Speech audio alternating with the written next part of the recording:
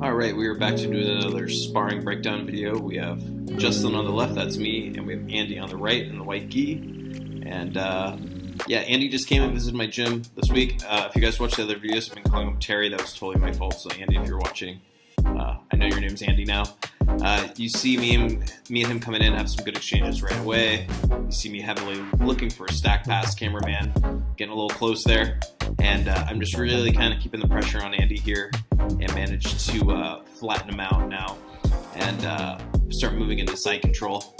Again, Andy had a pretty tough roll of loop beforehand, so I give him a little bit of space so we can kind of keep the action alive. I want to have a nice roll with him. Just kind of woke him up a little bit. It came on a little bit harder after I hit the stack pass. I look for a little trip, foot sweep here. Andy pulls guard. It was really funny. Right before Andy pulled guard, he clapped and totally broke my concentration. And it was just kind of like a little funny thing that he did. Let's look at that again real quick. It's just real kind of interesting. So we come here, and you see him come in, and he claps. Boom, right there. That clap totally broke my concentration. First time in like over 15 years of jiu-jitsu somebody ever did that before they pulled guard. It was pretty clever. I'll give him credit for that. So yeah, our roll kind of continues here. I'm just kind of looking to control the biceps. I'm just being careful with his grips. He had that nice loop choke. He hit on loop, so I need to be mindful. I have a rule with guys with good lapel chokes. I don't let them grip my collars too long. Here's a good example right there, me trying to get rid of that collar grip. I don't want to put myself in too much danger. I decided to stand up to try to pop that guard open. Andy doing a good job looking for a lumberjack sweep. I just have good base here. It's going to be hard for him to get on me.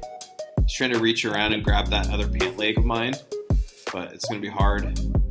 I hit a quick pass, start forcing a leg drag into a little back step, and really separate that elbow from his body, making it hard for him to recover his guard. I'm blocking his bottom leg with my right hand, just really kind of putting that pressure on him, keeping him flat now. And I'm taking my time here. He had a pretty squirrely guard, so I was kind of being careful with what I did next. I didn't want to make any stupid mistakes that would put me back in the half or close guard again, so just taking my time pinning, starting to pull a lapel out. I like a Bravo choke there.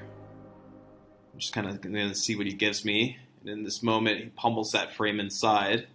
I start looking for the Bravo. It's checking my throat pretty good, so I decided to switch to a wrist lock. So there's the catch of the wrist. I start driving with my shoulder, trying to get the wrist break. He's doing a good job moving his wrist out of positioning. I still get an opportunity here. He almost taps, but then manages to pop his hand free, so I switch to a paper cutter choke and finish here. So let's go back just a little bit. I'm going to try not to go back too much in this video. Alright, so we get to about here where we just had that switch where I was looking on the Bravo. So I'm really using even that Bravo grip just to keep the underhook, but if you guys look here, one of the things I'm doing is I really like to trap the hand with my chin.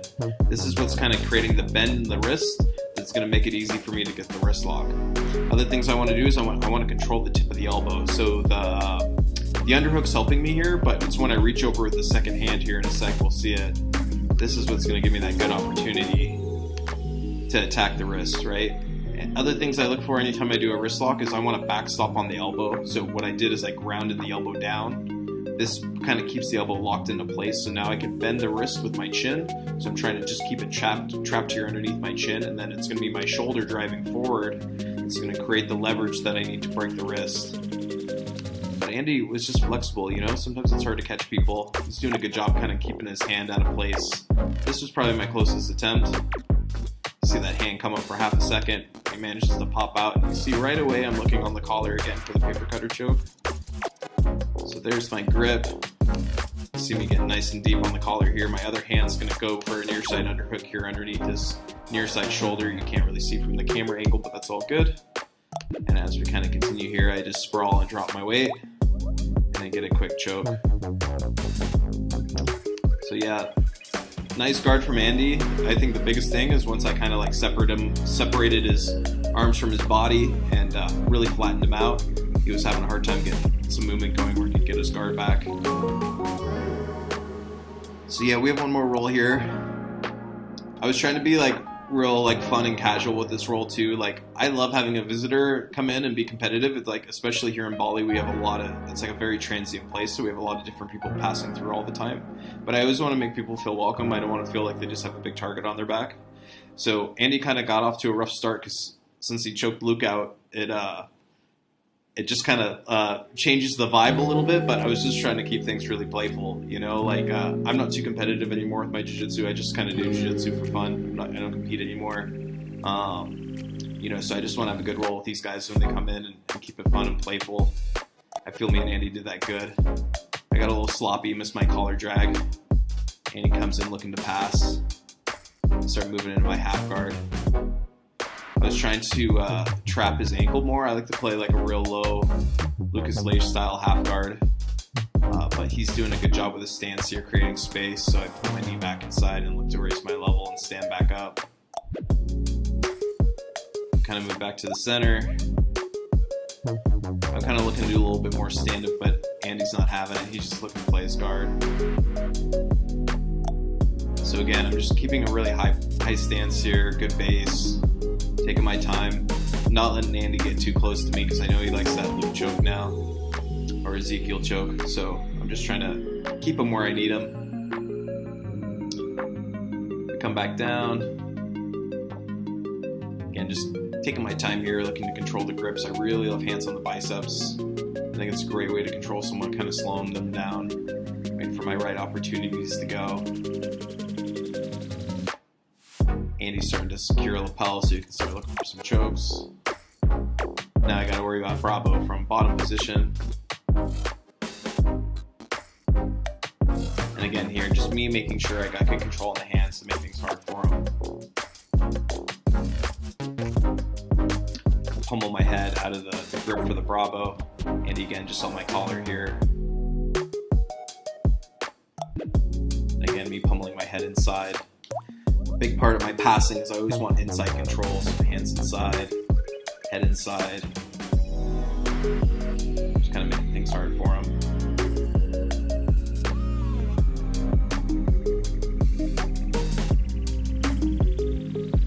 So again, now guard's open, so I'm going to get some opportunities to kind of stand back up. Again, just kind of taking my time here, catching my breath. Here comes the Bravo again. So yeah, kind of had enough of the sitting low and close guard, so I stand back up, peel that grip off, start looking to pop the guard open, forcing my knee through, pass into half guard. Really like passing from half, so this is a position I'm quite comfortable in. Again, me feeding that lapel out for later, still thinking about that Bravo choke. I get my pass, and I managed to beat the knee here and flatten him out. So again, securing that lapel. Man, that Bravo lapel grip is just so dominant. The second I have this grip on this lapel, it just mirrors an underhook, you know? And if I can keep that grip, it really just makes things hard for people, especially when I don't have an active underhook. From here, I'm trying to pummel my head underneath so I can go for an arm triangle. Even though the Bravo grip kind of makes things a bit more difficult for that, I can still use it as an opportunity to put my head where I need it. So I kind of have options there. I still have the Bravo choke, and now I'm looking for an arm triangle as well. So just kind of keeping a couple options open for a couple different chokes. I'm not really too fussed with what he's doing with his lapel. So now I switch hand positionings, turn my hips where I'm in a better position where I can look to pass. I'm going to step through here, moving my way back into side control. Again, pinning inside. Andy's looking to bridge. I'm really utilizing that tight waist on the lower back to make his bridge less effective. Start moving into north-south. I knew I had to be really mindful of Andy here because he's real flexible. So I had to watch his legs coming in. I think he has a pretty good attempt here to try to throw his hooks in over my back, if I remember right.